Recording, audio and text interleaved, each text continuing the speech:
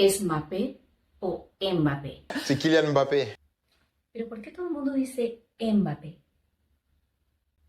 La E inicial es una prótesis para la boca que se usa por una incapacidad articulatoria temporal que te impide pronunciar la MB inicial, ya que no es un sonido propio del castellano, a menos que vaya a mitad de palabra como en cambio, ambiente o embarazo.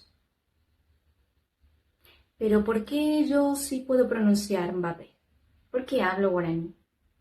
Los paraguayos tenemos un inventario fonológico ampliado que incluye los sonidos del guaraní.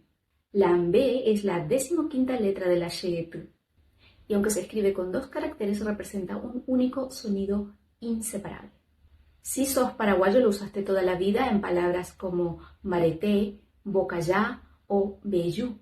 Es en beyú que los argentinos pronuncian como en beyú.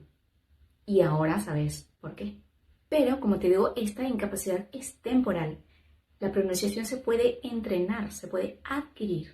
Si no sabes nada de guaraní y querés aprenderlo con un enfoque científico, seguime en Guaranime.